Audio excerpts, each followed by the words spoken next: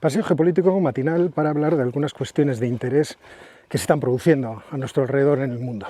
Primero, la reunión de la OTAN, la cumbre de la OTAN por su 75 aniversario ha terminado, 38 puntos dentro de lo que es la declaración del final de la cumbre, 38 puntos en los cuales solo en una ocasión se cita directamente a China, pero se la cita como un desafío a los intereses, a los valores y a la seguridad de los miembros de la OTAN por su forma determinada de actuar y su poder coercitivo, pero también por la alianza que mantiene con Rusia, y sobre todo el apoyo que le está dando y que permite que las intenciones de Rusia en la guerra de Ucrania continúen, por lo tanto, que bloquea los intentos de Occidente de hacer que Rusia desista de la invasión y se avenga a negociaciones. Esa afirmación yo creo que es especialmente relevante, aunque sea la única mención, como os digo, que se hace de China. Bueno, que se hace de China por su nombre, luego se habla de la República Popular China en sus iniciales, o sea, serían en realidad dos menciones. Luego el documento se extiende en criticar a los aliados de Rusia, los diversos aliados, Bielorrusia, Irán, Corea del Norte, bueno, ya se os he citado el caso de la India, pero aparte de ese conflicto que obviamente está en marcha y que es algo que preocupa especialmente en los países de la OTAN y por el cual se han decidido los países de la OTAN a rearmarse, y ahí toda una retahíla dentro del documento de afirmaciones acerca de qué es lo que está haciendo la Alianza Atlántica para defenderse de la amenaza de Rusia, es cierto que el elefante en la habitación sigue siendo China. China, yo no sé si en respuesta o no en respuesta, ha anunciado sorpresivamente que está participando en unas maniobras militares en Bielorrusia. Sí, en Bielorrusia, es decir, ahí al lado. Y que esas maniobras militares, llamadas Asalto Águila, se van a extender hasta el 19 de julio, por lo tanto unos cuantos días. Parece que es el conjunto de maniobras que China ha realizado en Europa más importantes. Ha mandado un contingente de paracaidistas y un número no determinado de soldados. En lo que yo creo, efectivamente, que es ¿cómo decirlo? Una amenaza directa, o por lo menos una advertencia directa a la Alianza Atlántica. Además, las maniobras se están desarrollando a tan solo 8 kilómetros de la frontera con Polonia. Por otra parte, otra de las amenazas muy citadas por parte de países occidentales que representa actualmente China es el de su sobreproducción. Lo habréis escuchado en más de una ocasión. China sobreproduce, vende muy barato, amenaza la supervivencia de sectores industriales estratégicos de Occidente, especialmente europeos, pero también Estados Unidos se ha quejado de lo mismo. Bueno, pues es verdad que teniendo en cuenta el bajo consumo interno que ahora mismo hay en China, los chinos con la crisis inmobiliaria parece que se han retirado en sus deseos de consumir y también, por supuesto, de comprar bienes duraderos como viviendas.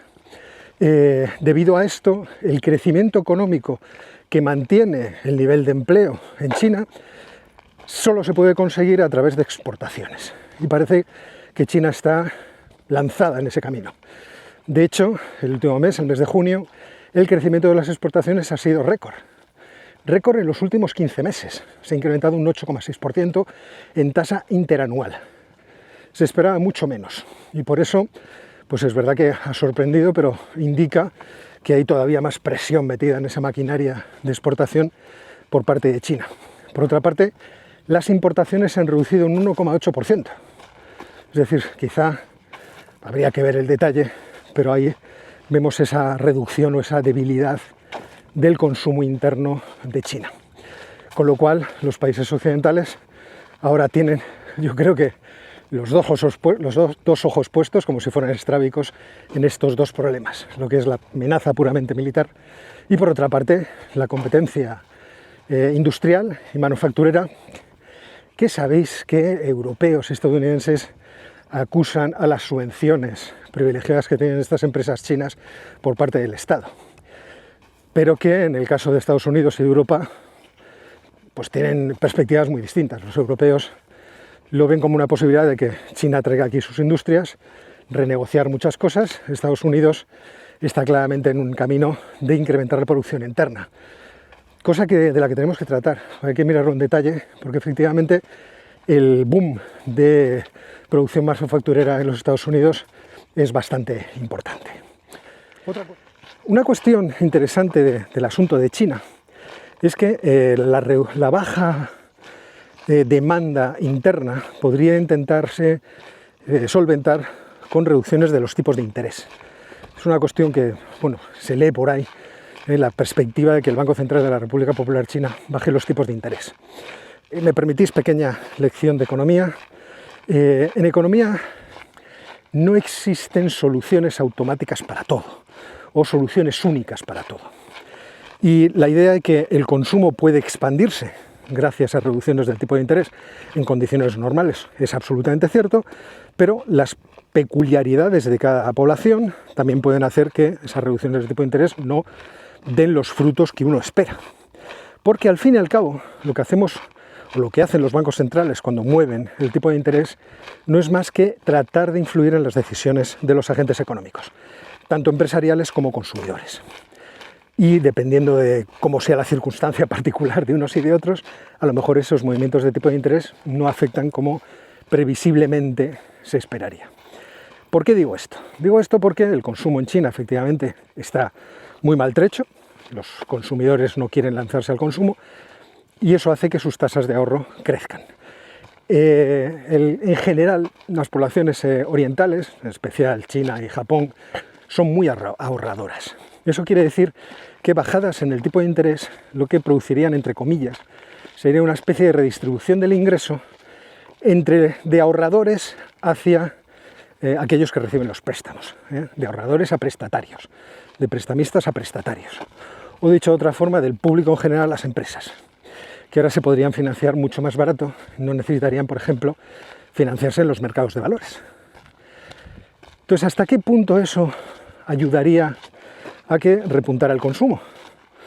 Y que, por otra parte, ese repunte del consumo, por ejemplo, hiciera que los precios subieran. Sabéis que en China los precios ahora están casi en deflación. Pues es muy dudoso que lo consiguieran, ¿no?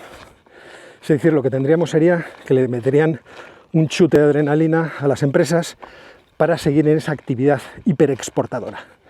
Pero no se produciría la reacción del consumo interno. Oye, que a lo mejor el Banco Central de la República Popular China se lo piensa y dice, hombre, pues darles otro chute para que las exportaciones crezcan y eso nos permita seguir ganando mucho dinero en la venta de productos al exterior, es lo que nos conviene. Y en ese caso lo tendríamos. Pero no se conseguiría el objetivo que muchos comentan en redes, que es el de hacer que el consumo se reactive y que a través de ese consumo también se permita que los precios pasen de una tendencia pues, a reducirse a una tendencia a crecer. Porque la deflación, cuando se van reduciendo los precios, pues es desincentivadora también de las ventas en el interior para las empresas. Hola, buenos días. Hola. Y aquí la cuestión de Joe Biden pues sigue más o menos en términos parecidos. Tenía aquí apuntado cómo va ahora mismo el marcador de gente que está a favor y de gente que está en contra de Joe, porque en el Partido Demócrata ya se empiezan a manifestar. Fijaos, hay 48 congresistas a favor, todavía los apoyos son mayores. A ver dónde me pongo que se me vea. Los apoyos son mayores que las peticiones de que Biden se vaya a su casa. 48 a favor de Biden, 16 en contra. Y en el Senado, 12 a favor y 1 en contra. Es cierto que el artículo de George Clooney ha hecho bastante daño a la campaña de Joe Biden. ¿Por qué? Principalmente por una razón, y es que en el artículo lo cuenta George Clooney. Él se da cuenta de que este ya no es el candidato en el que ellos confiaban, porque no tiene la energía, en una cena para recabar fondos, una cena de donantes de la campaña de Biden. Si George Clooney se va con su dinero y su popularidad, también se pueden ir muchos otros donantes. Y es ahí donde está la dificultad. Por eso Clooney, de forma inteligente, decía que, bueno, que el dinero que se le ha dado a esa campaña de Joe Biden podría redirigirse, se podrían encontrar fórmulas para redirigirlo hacia un nuevo candidato. Pero es que están tan malas las encuestas después del debate de Biden y de Trump. Bueno, no se puede decir que sean catastróficas. He estado mirando encuestas de YouGov, de Ipsos, de Gallup, y en todas ellas se ve que se abre una brecha.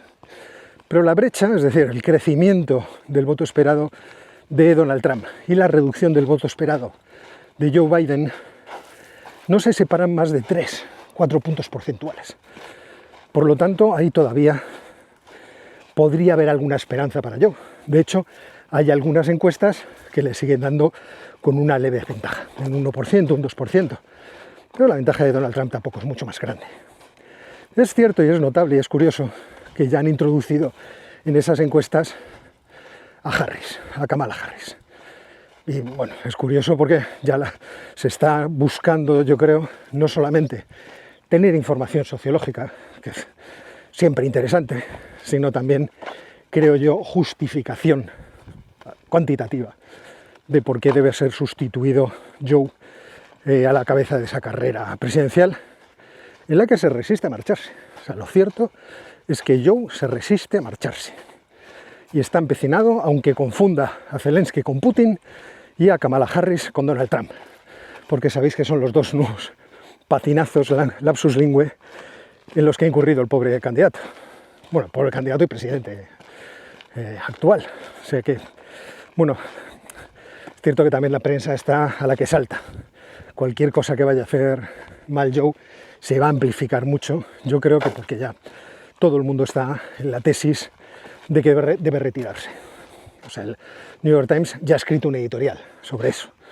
O sea, no solamente el artículo de George Clooney. O sea, la gente empieza a manifestarse con que, señor, váyase a su casa, que ya ha hecho bastante por el país y no nos interesa más de lo que vaya usted a hacer. Otra noticia que tendremos hoy será el de la inflación en España. Ya sé que esto no os interesa a muchos, pero a otros sí, sobre todo los que están aquí viendo cómo el poder adquisitivo de sus salarios se reduce. La OCDE publicó pasado día 10 o el 9 un informe sobre cómo está el mercado de trabajo por ahí en la OCDE y lógicamente habla de España, que es uno de los socios de esta organización. Y ahí se ve cómo el salario real en España, también en Alemania y en otros países como Australia, se ha ido reduciendo desde la pandemia. Hay países como Países Bajos que se ha incrementado ese poder adquisitivo de los salarios nominales, es decir, los salarios calculados en dinerito, no en poder adquisitivo, es decir, en los bienes que pueden comprar. Cuando se ve en cuánto viene puede comprar, los neerlandeses han visto cómo se ha incrementado ese poder adquisitivo, nosotros cómo se reduce. Y ahí, lógicamente, la pelea está en si los precios han subido tanto respecto de los salarios nominales que habría que elevar estos para tratar de igualar ese poder adquisitivo. Y es cierto que ahí, en fin, es uno de los elementos que se deberían discutir entre las patronales empresariales y los sindicatos. Por otra parte, también está la cuestión de que gran parte del aumento de los precios que han venido por el lado energético, las empresas los han transmitido a los precios. Y también es cierto que en España, debido al envejecimiento de la población, están subiendo las cotizaciones sociales, es decir, lo que se extrae de los salarios de los trabajadores para pagar las pensiones de los trabajadores que están jubilados y se van jubilando cada vez en cantidades crecientes aquí en España, de tal forma que también ese coste lo están trasladando los empresarios a los precios, lógicamente. Con lo cual, lo que estamos encontrando es con una situación que es difícil de resolver. Luego hay otros elementos añadidos a esa pérdida de poder adquisitivo. En España estamos creciendo, ahora mismo la economía, cuando la ves desde arriba, tiene datos muy buenos, récords de trabajadores, de gente trabajando, récords de afiliación a la seguridad social, crecimiento económico muy elevado, por encima presumiblemente este año del 2%. Es decir, las cosas así a vuela pluma, a vista de pájaro, perdón, pues están yendo bastante bien. Ahora, cuando te bajas ahí al terreno, lo que ves es que gran parte de ese crecimiento depende sobre todo de que está habiendo una gran inmigración, y esa inmigración no se coloca en empleos de alto valor añadido y por lo tanto que les pueden dar elevados sueldos, sino que se suelen colocar en construcción, hostelería, es decir, servicios, por ejemplo el servicio doméstico, que son puestos de trabajo en salarios muy pequeños. E incluso el servicio doméstico, pues un sector absolutamente de economía sumergida, en el que la gente paga muy poco cotizaciones sociales porque no hace contratos a los trabajadores y por lo tanto estos no están cotizando a la seguridad social. Esa extensión, ese crecimiento de número de personas que están ahora mismo empleadas y reciben un salario, pero cuyo salario es bajo o que reduce el salario medio de la economía española, estaría también detrás de que los poderes adquisitivos de la tropa pues no sean especialmente elevados.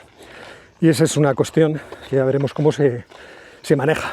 Por otra parte, que bueno, estamos yendo hacia el calor. Es verdad que este verano, por lo menos aquí en Madrid, ha sido un verano muy benigno en términos de temperaturas, pero las temperaturas van a ir subiendo y gastaremos más energía, se demandará más. Entonces habrá que ver cómo sube el precio de la energía, que ya se observa en la serie histórica como pega un pequeño repunte.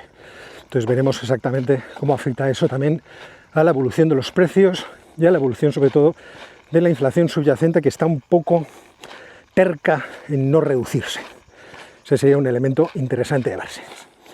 Y un poco es esto lo que os quería comentar. No sé si porque tenía yo alguna otra cuestión. Luego había la cuestión de Macron, pero eso ya supongo que estáis más que al tanto. Ayer hablamos de ello en Geopolinómicos. Quizás suba un vídeo acerca de esa cuestión, extracto de Geopolinómicos, a lo largo de la mañana al canal. Y ya está, esto es lo que os quería contar. Ahora corro para regresar a casa porque hay otras cosas que hacer, además de pasear. Así que gracias por la atención. Si os ha gustado el vídeo, pues os pido lo de siempre, que activéis las notificaciones, le deis al botón de like, saludéis al conejito que se escapa por ahí, ¿le veis? A los conejitos. Y como siempre os digo, nos vemos muy pronto.